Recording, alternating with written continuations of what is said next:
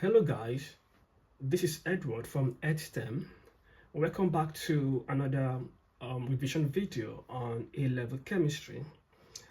Today we're going to be looking at electron orbitals and configuration.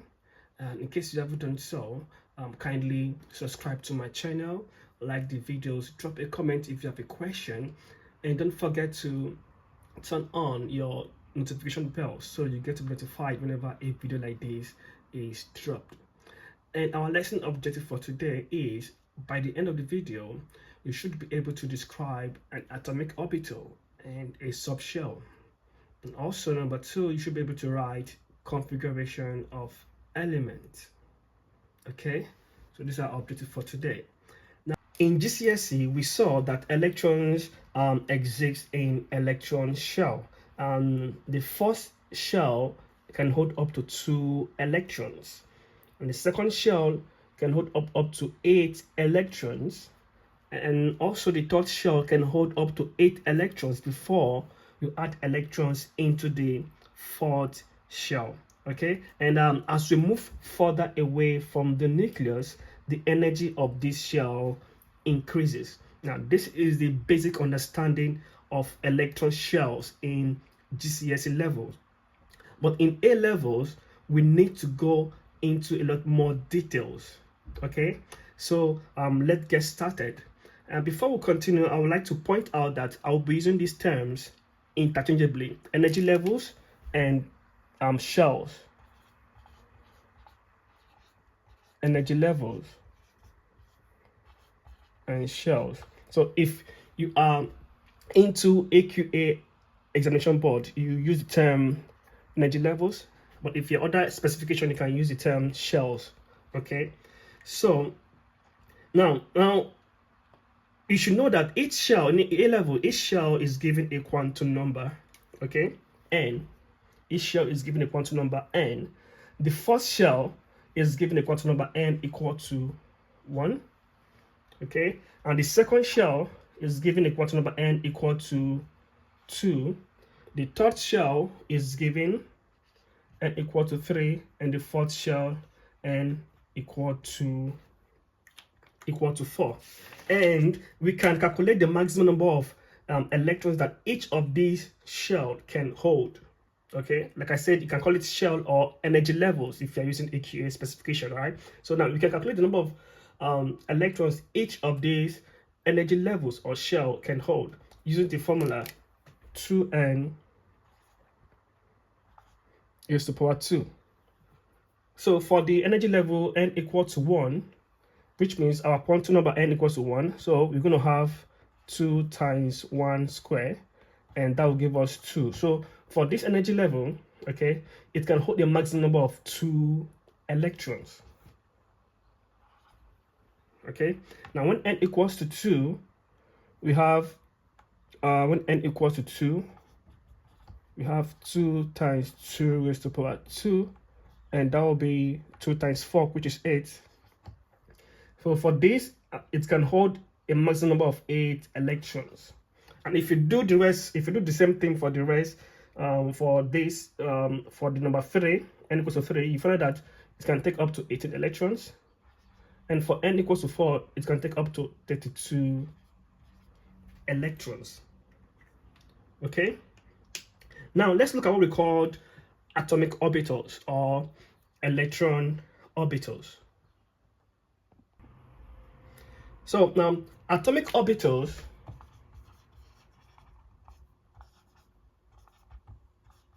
or electron orbitals, okay? Atomic orbitals are regions around the nucleus that can hold up to 2 electrons with opposite spins. Okay, now electrons can either have a up spin or a down spin. Okay, so now if you are drawing your spin in AQA specification, this is what you should use. This is what you should use: up spin and down spin. This is for AQA specification.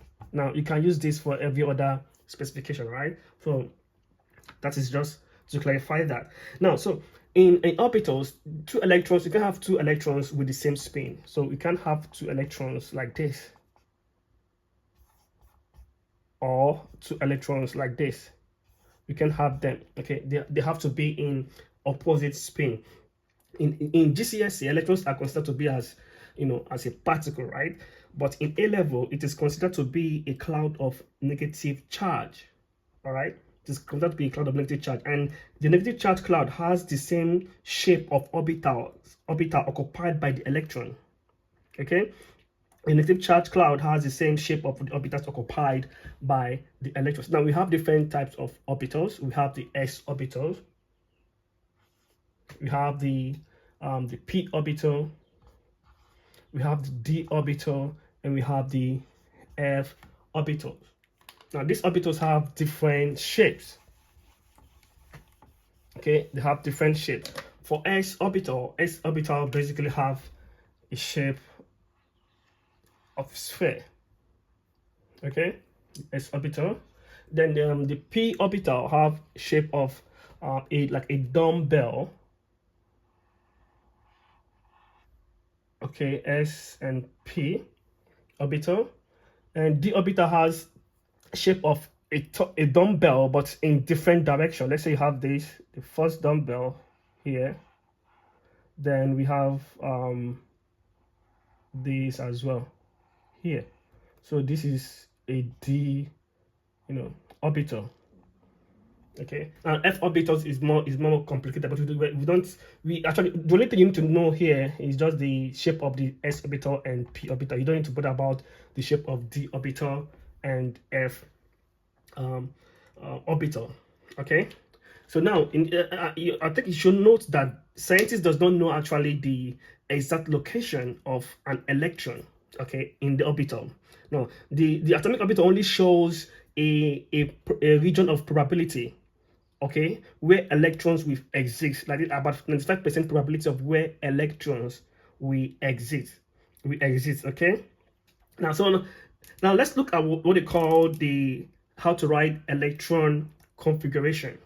Okay, and let's look at how to write electron configuration. But before that, we need to know that this orbital has the maximum number of electrons they can contain. Okay, the s orbital can only contain can only take maximum of 2 electrons. Okay, and the p orbital can take a maximum of 6 electrons, right? D orbital can take maximum of 10 electrons, and f orbital can take maximum of 14 electrons. Okay, so let us look at the arrangement of these orbitals in energy level. Okay, the arrangement of these orbitals in energy levels and the electrons that they can, the maximum number of electrons that they can contain. Okay, now for the first energy level, okay, the first energy level have only one s orbital. Okay, the first energy level has only one s orbital, and s orbital can only take maximum of how many electrons? 2 electrons. So we have one s2. Okay, now the second energy level has s orbital, so we're going to have 2 s orbital and 2 p. So the second energy level has 2 s orbital and 2 p orbitals. Okay, now s can take 2 electrons and p can take maximum of 6 electrons. Okay, now the third energy level have s orbital, that is 3 s orbitals. It also has 3 p orbitals and also have a 4 d orbital. Okay, now the s orbital can take 2 electrons, the p orbital 6 electrons, and the d orbitals can take 10 electrons. So the fourth energy level can have, we have 4 s orbital, 4 p orbitals, 4 d orbitals, and 4 f orbitals. Now the s orbital can take maximum of 2 electrons. The p orbital can take maximum of 6 electrons, d 10 electrons, and f 14 electrons. Okay, now if you add all these together, this will be equal to the number of maximum electron each energy level can take. Remember we said the first one, the first n equal to 1. When n equals to 1, it can take up to 2 electrons, and that is 2. When n equals to 2, it can take up to 8 electrons, that is 2 plus 6, 8. So when n equals to 3, it can take up to how many electrons? 10 plus 6 plus 2, 18. 18. When n equals to 4, it can take up to how many electrons? 14 plus 10, 24, plus 6, 30, plus 2, 32. 32. Okay, so now while writing, let us see how we can use this to write electron configuration. How we're going to use it to write electron configuration. But before that as well, another thing you need to know is that these orbitals correspond with blocks on the periodic table. Now, each element in the block has outer electrons in that orbitals. Okay, for example, in X block, all the elements in X block has their outer electrons on that S orbital. The same is applicable to D blocks. All the elements on D blocks, the transition element, metals, they have their outer electrons, the electrons on the D orbitals. The same thing is applicable to P orbitals. P block, all the elements here has the outer electrons on P orbitals, and F as well, F orbitals as well. Okay, so it's worth to note this before we continue. So subshells are basically energy levels within an electron, okay, that contains orbital of the same type. Okay, let's say for example S orbital.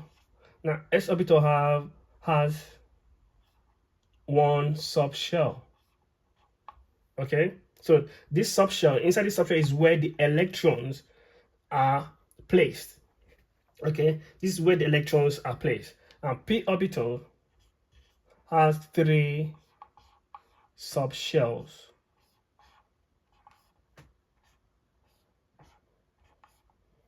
D orbital has 5 subshells.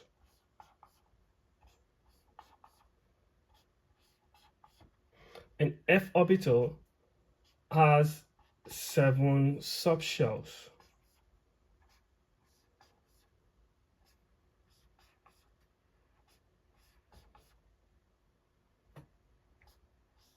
Six and 7. Okay, so this is where the electrons are placed. So now let's look at electron configuration. Okay, let's say for example we have an atom of lithium. Okay, lithium has how many electrons? 3 electrons, right? 3. Okay, and we want to place this, you want to write the electron configuration of this atom lithium.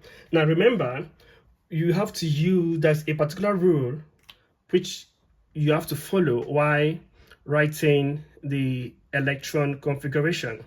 Okay, now the first rule says that the lowest energy level orbital is filled first.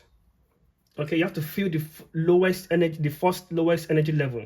Okay, and remember our energy level 1s2, that is the first energy level.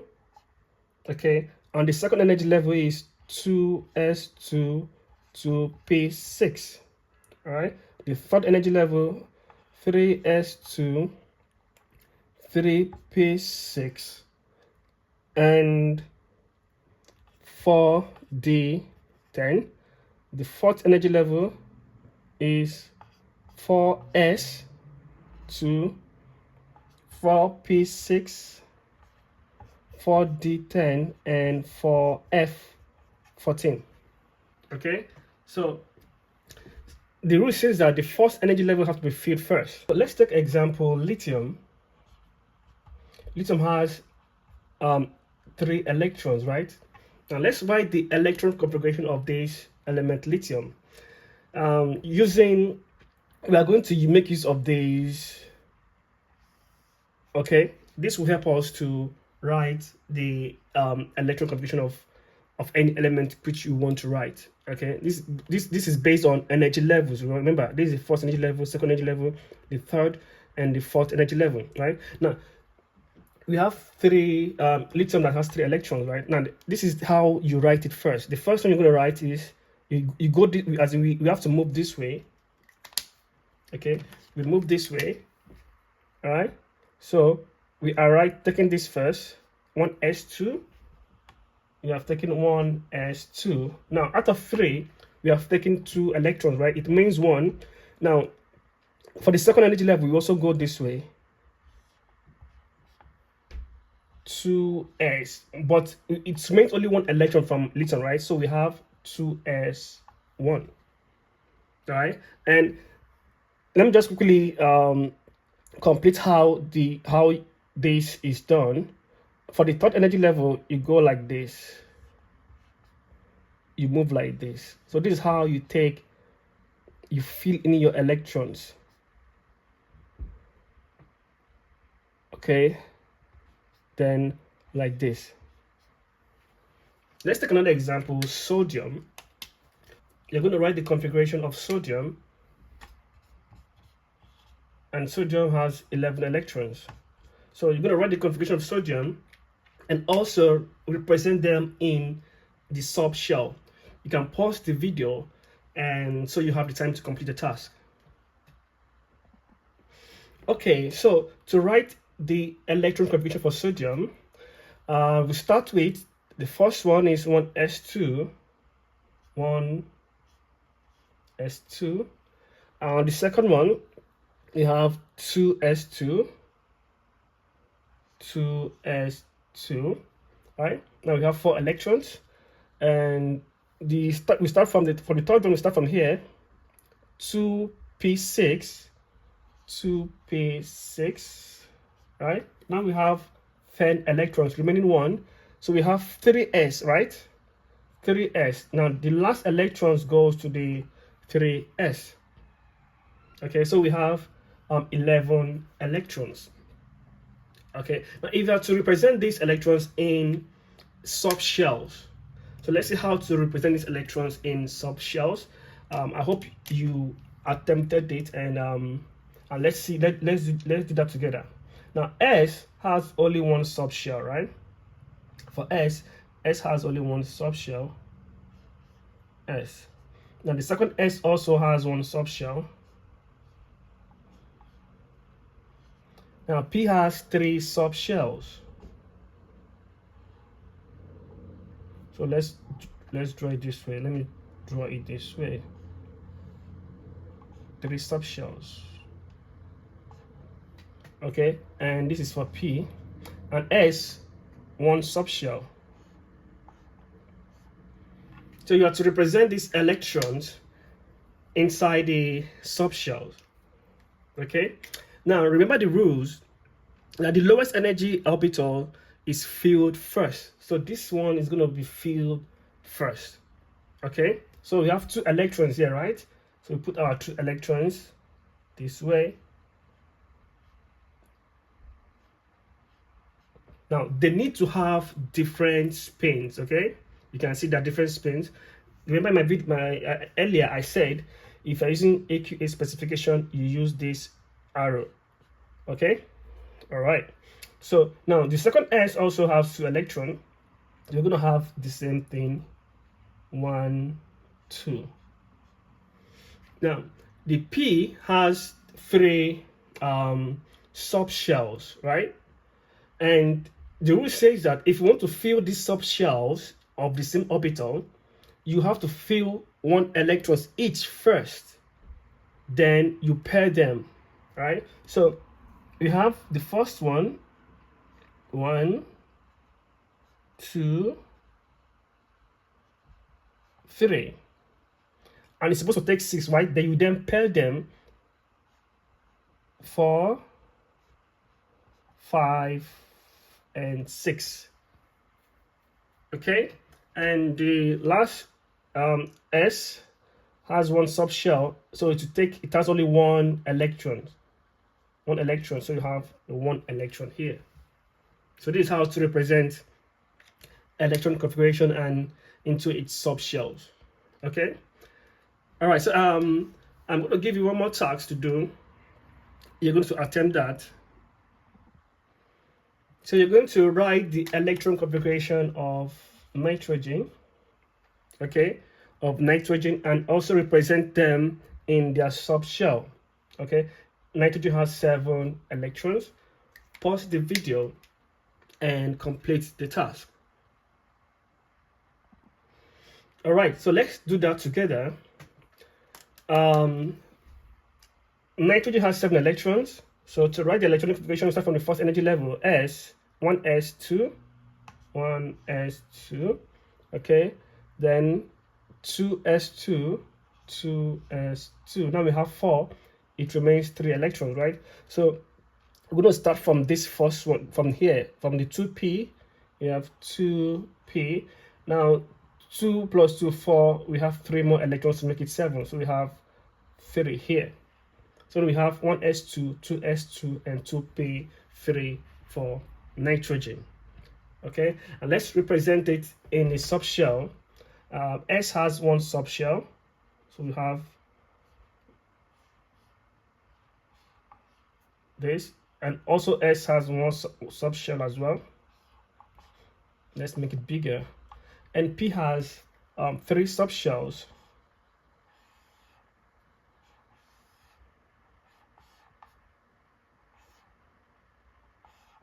Okay, so here is S, S, and P. All right, now let's fill in the electrons. The lower energy level is filled first. We have 2 electrons, up spin and down spin.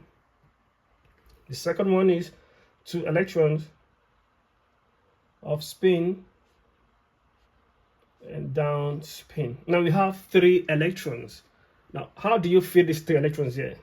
Now, remember the rule says you have to, since this top shell is in the same, they are in the same p orbitals. So each of them will be filled with electron first. So we have 1, 2, and 3. So nitrogen has 3 unpaired electrons. Okay. Now there are exceptions to these, to these rules. So in our next video, we are going to be looking at complex electron configuration of some metals. Okay, basically deep block metals. Okay, and also we'll look into the exception, to this rule. Okay, so I believe you've been able to understand how to explain or describe orbitals and subshells, and also how to write electron configuration of element. See you some other time in my next video. Thank you for watching.